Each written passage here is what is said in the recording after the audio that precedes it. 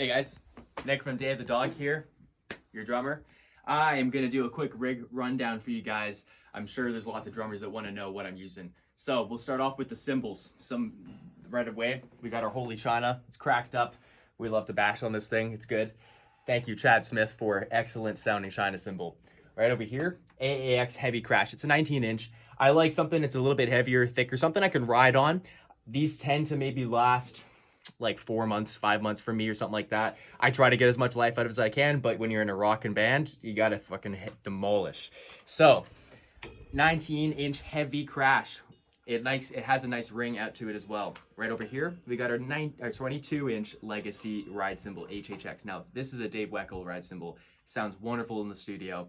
Now, I like to use this for the jam practices, but when I play live, I'll use a Todd Sucherman special edition ride cymbal. It's an HHX Sessions ride, 22 inch as well. On this side, something that spikes up a little bit more. I'm not as big of a fan of 16s. They're great, but go through them too fast. So I got a 17-inch AAX Explosion Crash. I want that to spike up, get in your face, and then cut out really quickly. Now down here, I got some AA medium hats. Nothing special over here, but they got a bit more of a vintage sound, not as wet, and they have a really nice crunch to it. So that's pretty nice for this style of music when we're playing live. All right, the next thing I break most, drumsticks. Los Cabos, love you guys. Got to support the Canadian brands like Sabian and Los Cabos. I go between Jazz Hickory for the extra length without having to, wear my hands down. I can do a bit more finesse with it. On this side, I got 3A Hickories. I've been really enjoying these recently. I'm able to lay down into the drums more and get some more tonality out of them while not breaking through them so fast. And then when I do have those moments where I'm breaking through drumsticks like crazy, I got the Los Cabos seconds. So they really help me to save some money because they're $3.99 a pair. That's wonderful. All right, we're gonna rock on to heads. I love Remo. Remo's the standard. Currently, we're using Emperors so that they can last long for jams. And, just so that I don't have to be spending dimes and bucks and all that all around. But on my snare drum, I always use a coated Ambassador. On my toms for live shows, I'll be using coated Ambassadors as well. For my kick drum, we go back and forth. Prefer the Power Stroke for 3 or 4, depending on the sound I'm going for. For this 26, I'd go for a Power Stroke 3. Might even toy around with a coated Emperor if I'm feeling cool, spicy enough. And now we're gonna move on to the rest of the kit. So this kit is actually a John Bonham type, esque kit, represent Bonham. And so we got a 26-inch kick drum, a little bit bigger for the guys of the current modern day and age in rock. We hear a lot of 20-inch kick drums around, but we're beefing it up 6 inches. 14-inch rack tom, also thicken it up. And then a 16-inch floor tom, pretty standard. Quick half video edit. I realized that I did not have my Gretsch live snare drum. This is my 14 by 8 deep Gretsch stainless steel snare drum. It's hammered, as you can see, and it's covered in black. That's why we call it in the band the Gator. So this I love to use live. It's got die-cast tubes to thicken it up, so it gives it a good crack, good smack. It's got a lot of beef coming out of it, as you could imagine. Big shots, flams, all that comes across so well in this drum. And that's kind of why I use it live. I have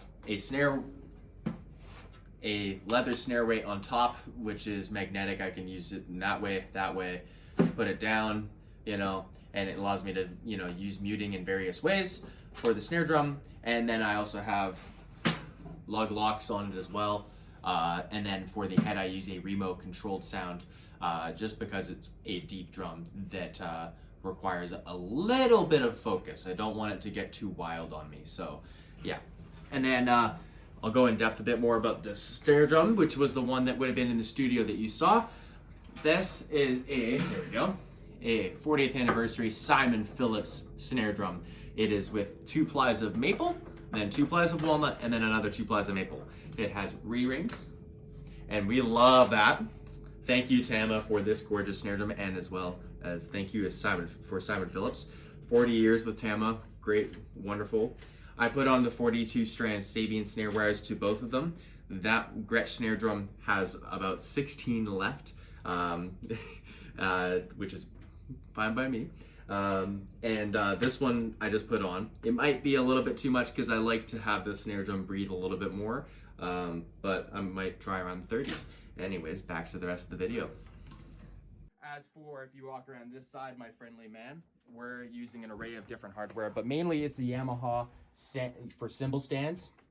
They work, they're clean, they don't have any problems. Everyone likes Yamaha's products, so I'm gonna stick with that for the meantime. Right down here, we got a Tama Speed Cobra 310. Fast, easy to pack up, love it. For my double pedals, I won't be switching off of these anytime soon. I love the Demon drives by Pearl. The direct drives feel amazing. I got a bit of this, I got two different beater heads on here, one felt and then one wood plastic one, or plastic, I guess.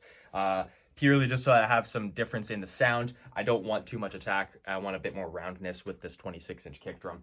And then we will move on to my seat. We got an ahead spinal glide seat. You probably notice this little gap down the middle.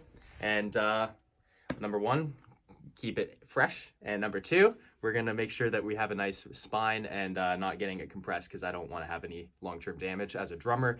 So that would be our main kit rundown. As for anything else, we have a cowbell.